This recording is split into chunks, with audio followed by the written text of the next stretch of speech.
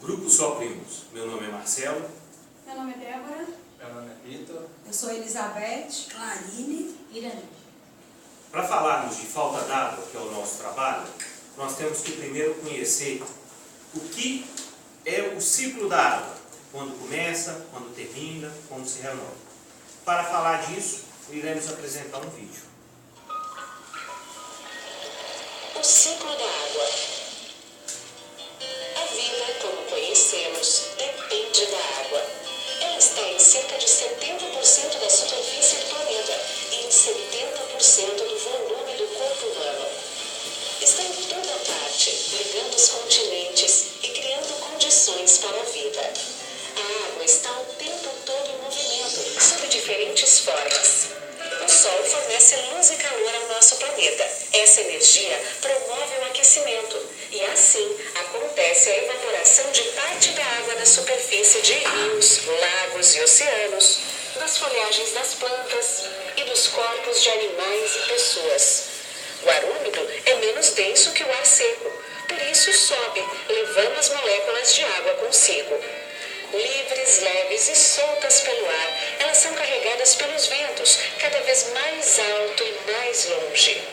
Nas altitudes, começam a se aglutinar, formando gotículas de água. Estas também se agrupam mais e mais, e assim nascem as nuvens. Há um momento em que as gotas se tornam pesadas demais para se sustentar na atmosfera, até que começam a cair. Dependendo das condições do tempo, podem cair como pedras de gelo, o granizo, como cristais, a neve, ou como gotas de chuva. A chuva cai no mar e também na terra firme. Ao atingir um solo permeável, parte da água que se infiltra é absorvida pelas raízes das plantas. Outra parte da água continua escoando o solo adentro, alimentando os lençóis freáticos, dos quais também captamos água para nosso sustento. Os lençóis freáticos podem aflorar na superfície e dar origem a filetes d'água, riachos e rios, formando seu caminho para chegar ao mar. Ao cair sobre as cidades e outros solos com uma capacidade reduzida de absorver a água, ela acaba escorrendo pela superfície, podendo causar grandes enxurradas e inundações, mas também alimentando córregos, ribeirões e rios. O tempo todo, em todo lugar, esse ciclo se repete indefinidamente, alimentado pela energia do Sol. Muitas vezes, quando se fala de ciclo de água, falta d'água, há um grande questionamento sobre o desmatamento, sobre florestas, do que isso causa a falta d'água. Iremos apresentar agora um vídeo que mostra o porquê que uma floresta é tão importante no planeta Terra.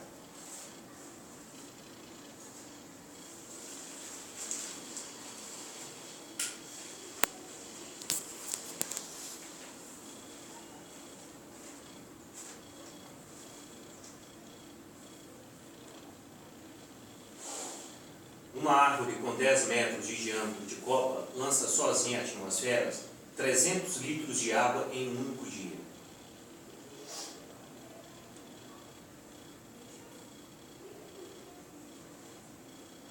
Já uma árvore frondosa com cerca de 20 metros de copa bombeia por volta de 1.100 litros para a atmosfera no mesmo período.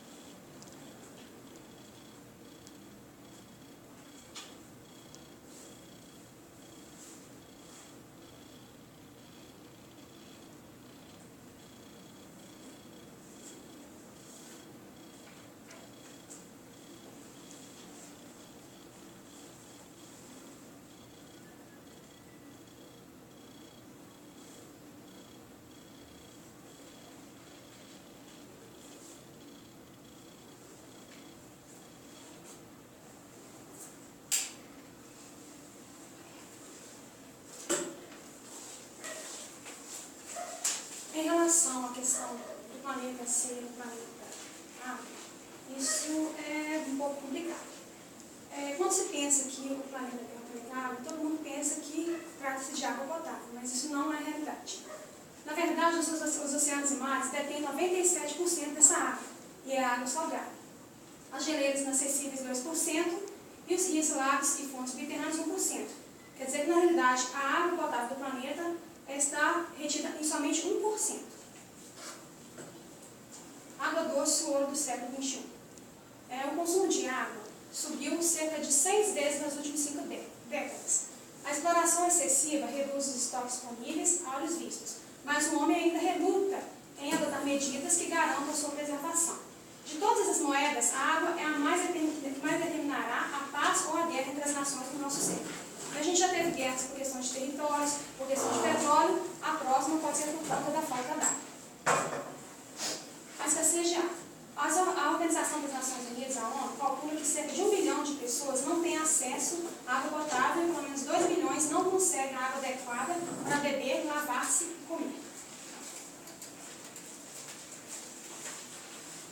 Eu vou falar sobre um dos problemas que vem causando a escassez de água. E uma delas são a poluição dos rios. Um dos principais problemas ambientais da atualidade é a poluição dos rios. Em muitas cidades, o sistema sanitário é precário, falta esgoto, falta uma canalização adequada, um planejamento urbano. O esgoto doméstico é jogado diretamente nos rios, sem receber um devido tratamento. E com isso, vem causando a morte dos peixes, vem provocando pelo lixo sólido, principalmente pelo doméstico, que é descartado dentro dos rios. Os produtos químicos que muitas indústrias despejam na rede de esgoto também acabam parando nos rios. E também a poluição dos mares. As principais causas da poluição marinha e problemas são pelo petróleo, os combustíveis e outros produtos químicos que ocorrem vazamentos em navios ou não descartados propositalmente. Acidentes em oleodutos, plataformas de petróleo que geram vazamento. Esse fenômeno é conhecido como maré negra. Lixos materiais, plásticos, ferros, vidros e outros que são jogados por pessoas que estão em navios ou jogados na praia. Lançamento de esgoto doméstico também, e industrial, deposição de resíduos radioativos ou perda acidental submarino nuclear. E o outro também é a poluição das águas por rejeitos de agricultura. O uso inadequado de agrotóxicos vem causando desequilíbrios ambientais, poluindo principalmente as águas dos rios, lagos e mares e os lençóis freáticos. Outro também é o desperdício. Os maus hábitos podem cercar milhões de torneiras ainda neste século. De toda a água usada no mundo, cerca de 70% vão para a agricultura, 22% ficam nas indústrias e somente 8% seguem para o consumo humano. Nas plantações, mais de 60% do líquido utilizado na irrigação é desperdiçado em vazamentos, na evaporação ou na infiltração do solo. Com técnicas mais eficientes, a perca poderia ser reduzida em até 70%.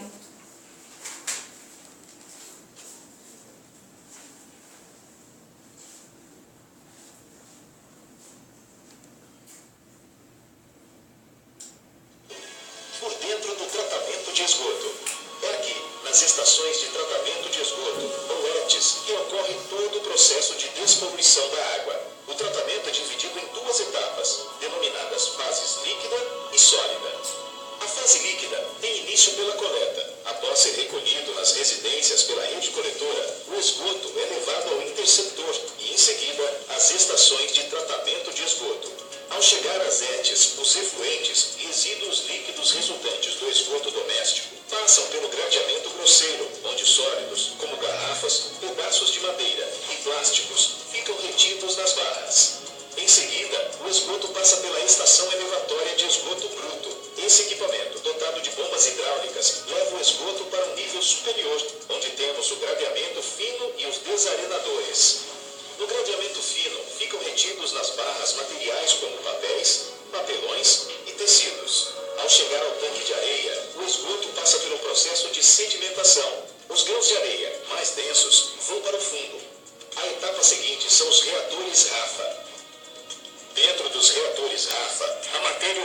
sofre decomposição por bactérias anaeróbias, resultando na remoção de grande parte dos sólidos. Ocorre também a separação entre as partes líquida, sólida e gasosa. A parte líquida segue para o próximo tanque, a sólida para o tanque de lodo e a gasosa para a central de queimadores de gases. Passamos então ao passo seguinte, o tanque de aeração. Através de adição de ar, micro-organismos aeróbios são estimulados a se alimentar de matéria orgânica no esgoto. O processo dá início à formação do lodo, reduzindo a carga poluidora da mistura. Para dar continuidade ao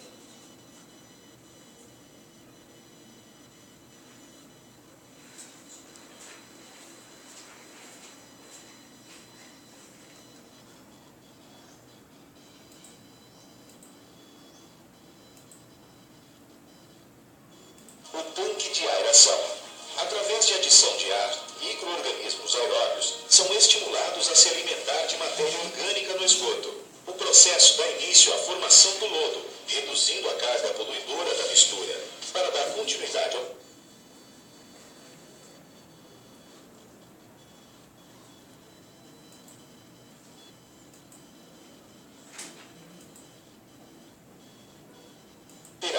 o objetivo é deixá-las estéreis e, portanto, inofensivas. Terminada essa etapa, o efluente já está limpo e pode ser lançado em rios e córregos. Agora que já conhecemos a etapa líquida do tratamento,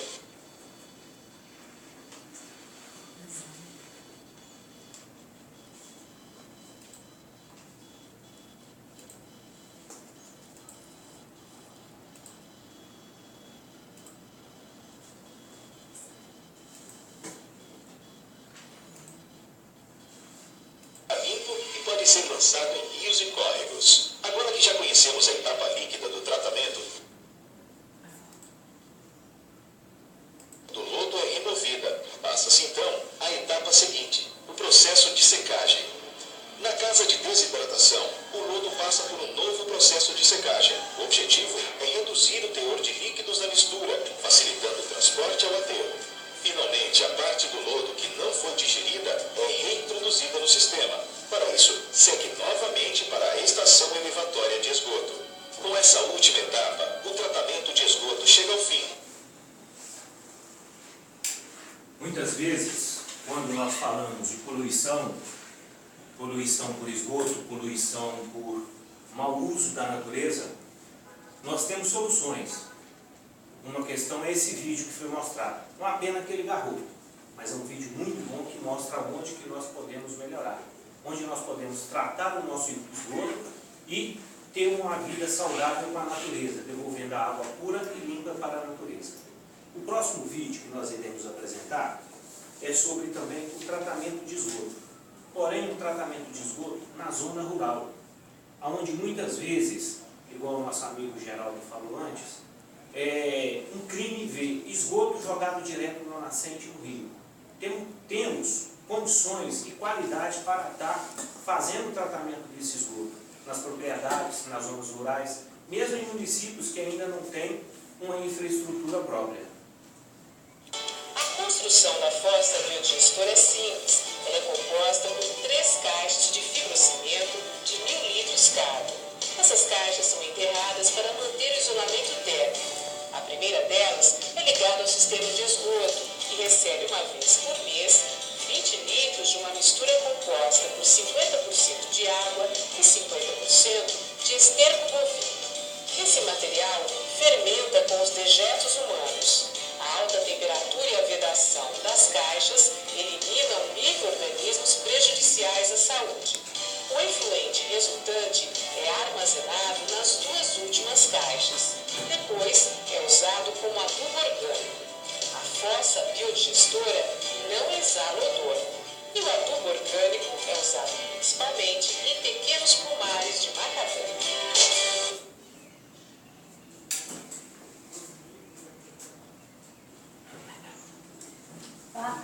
Após termos feito o levantamento de todos os dados, nós elaboramos um questionário para que pudéssemos entrevistar algumas famílias aqui da região de Caratinga, para a gente ver o conhecimento dessa população com relação à escassez de água. Nós escolhemos uma rua aleatória no bairro Esplanada, dividimos o grupo e cada integrante fez 2 entrevistas. Chegávamos na residência, perguntava se a pessoa queria participar, mediante termo de concordar com a pesquisa, a gente aplicava o questionário. Foi elaborado 10 perguntas e essas perguntas eram perguntas fechadas, então era bem simples da família estar participando. A primeira pergunta foi: quantas torneiras tem na sua residência? 2 residências responderam que tem de 0 a 5, 7 de 6 a 10 e 3 acima de 10. Então, nós chegamos à seguinte conclusão: quanto mais torneiras tem na residência, maior poderá ser o desperdício por causa de vazamento. Então a gente achou que esse seria um dado importante. Quanto tempo você leva para tomar banho? É a nossa segunda pergunta. Então 2 pessoas disseram que leva apenas 5 minutos. Uma pessoa 10 minutos e 9 pessoas disseram que é acima de 15 minutos. Então, um banho de ducha com 15 minutos, com o registro meio aberto, consome 135 litros de água. Se a gente fechar esse registro ao ensaboar, reduzimos o tempo para 5 minutos e o nosso consumo vai cair para 45 litros. Você escova os dentes com a torneira aberta?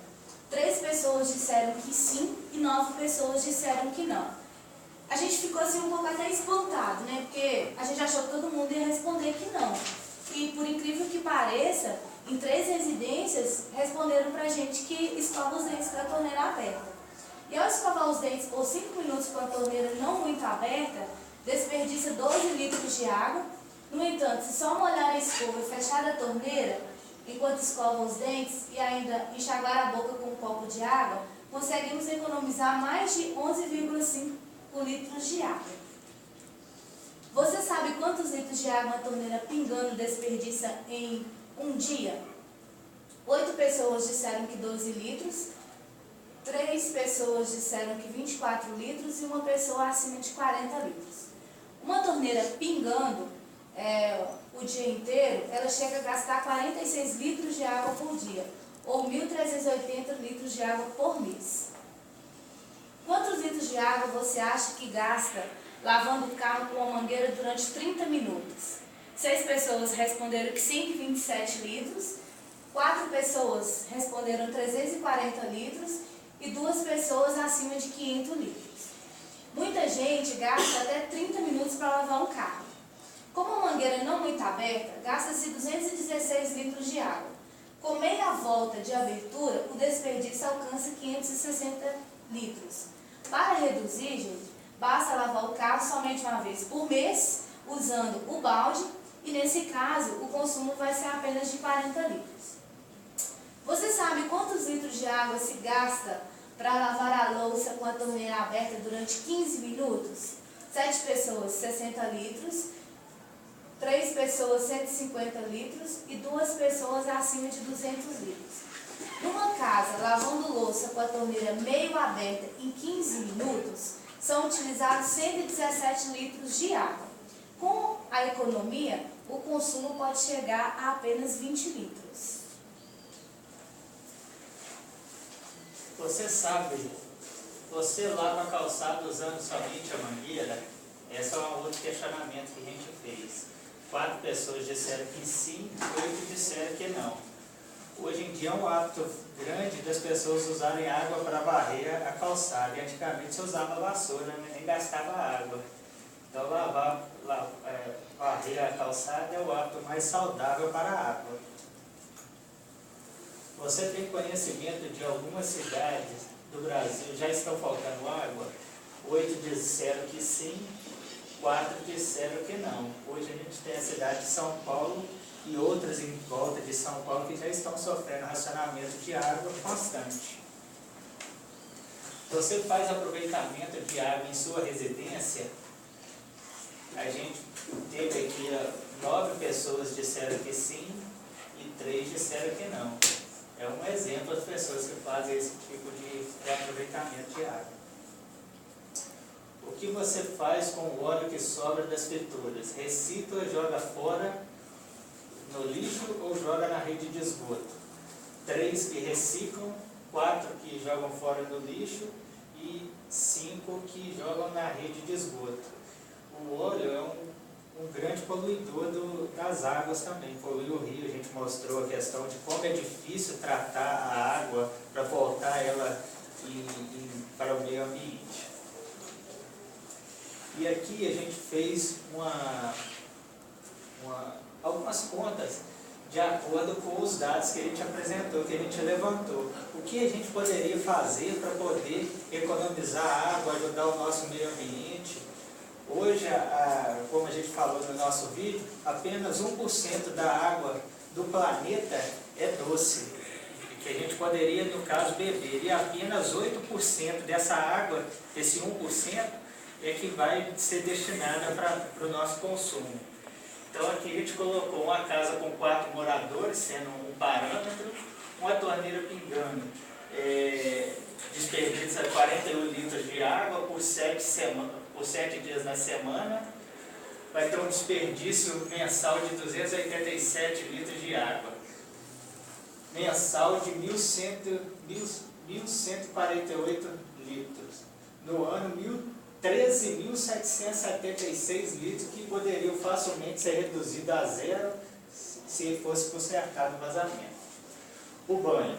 4 pessoas tomando banho, vai fazendo a conta toda, no ano todo, essas 4 pessoas tomando 2 banhos de água, vai consumir 121 mil litros d'água no ano. E a gente poderia reduzir se o banho fosse tomado num tempo menor. Escovar o dente, 12 litros de água cada escovada de dente, 4 pessoas. Se a gente tivesse tido um gasto consciente, a gente economizaria quase a metade. Lavar o carro uma vez por semana, se a gente passasse a lavar o carro uma vez por mês, a gente teria redução mais da metade. Lavar a louça 2 vezes por dia. Se a gente fechasse, tivesse o hábito de fechar a torneira, a gente reduziria o gasto em mais de 80%. Lavar a calçada, que é um hábito comum das donas de casa hoje. Se fosse uma vez por semana, se fosse usada a vassoura, economizaria 100% da água. Então, no todo, a gente economizou aí, nas nossas contas, 85% da água. Bem, temos algumas soluções aí para o reuso da água, né? O reuso da água é um processo pelo qual a água passa para que possa ser reutilizada. Nesse processo, pode haver ou não um tratamento da água, dependendo da finalidade para a qual ela vai ser reutilizada. Temos exemplos práticos de reuso da água. Dentro de uma empresa, a água que é usada nos processos industriais, ela pode ser tratada numa estação de tratamento dentro da própria empresa e reutilizada no ciclo de produção. Na residência, como os colegas citaram aí, a questão do banho, das torneiras, das descargas, né, das descargas, a água pode ser reutilizada do banho para ser usada na descarga, dar menos descargas, né, a gente aproveitar mais a água. A água da rede de esgoto pode passar por um processo eficiente de tratamento e ser reutilizada para regar jardins públicos, lavar ruas e automóveis e irrigar plantações. Essa água também pode ser devolvida à natureza para seguir o ciclo hidrológico.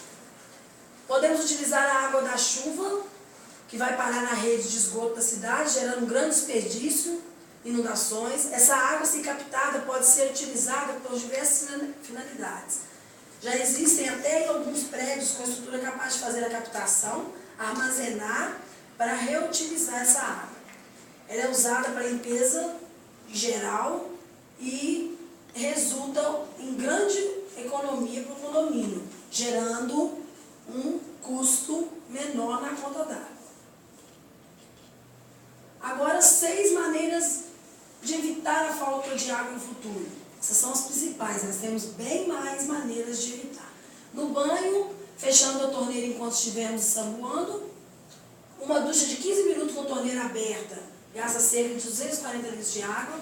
Lavando o carro com balde ao invés de mangueira, reduzimos em 230 litros. As plantas serem regadas, né, não com a mangueira aberta o tempo inteiro. Então, se elas forem regadas com regador, gasta-se menos água do que com uma mangueira. O lavatório de água, quando for fazer barba, em vez de deixar a torneira aberta, mesmo no caso de escovar o dente, né? E junte sempre o máximo de roupas para pôr na máquina. Cada lavagem gasta cerca de 100 litros de água. Eliminando os vazamentos, consertando as torneiras que estão pingando, a redução será maior ainda. A importância da água. A água é fonte da vida. Não importa quem somos, o que fazemos, onde vivemos, nós dependemos dela para viver. No entanto, por maior que seja a importância da água, as pessoas continuam poluindo os rios e suas nascentes, esquecendo o quanto ela é essencial para nossas vidas. Como nós falamos da água do início ao fim, em seu ciclo, seu início, sua destruição através dos insumos, através de indústrias, através de esgoto, a sua poluição no todo. Mas como diz a frase, ela é vida, não importa quem você seja. Não importa o que nós façamos, o ciclo dela é diário.